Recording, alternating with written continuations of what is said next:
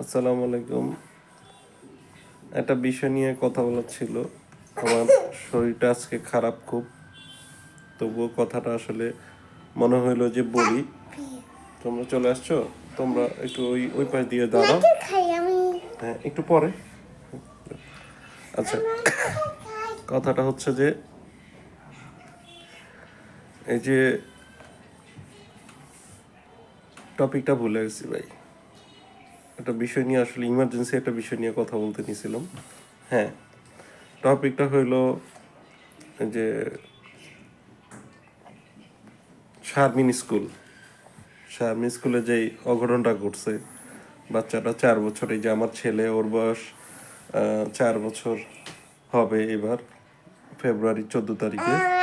হ্যাঁ, so okay আমরা একটা স্কুলে দিছি, ও একটা স্কুলে অলরেডি প্লেতে ভর্তি হয়েছে এবার জানুয়ারি থেকে।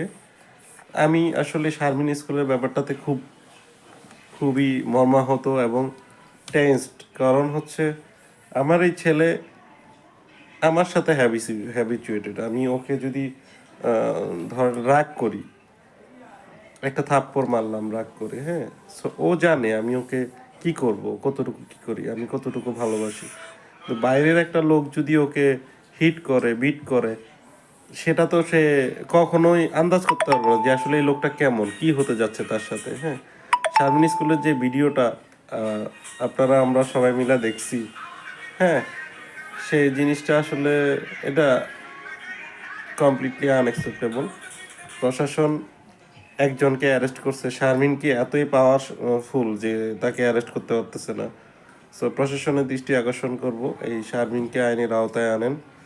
আইনা শিশুর উপর অত্যাচারে যে যে আইন আছে, সে আইনের অধীনে তার বিচার করুন খুব দ্রুত।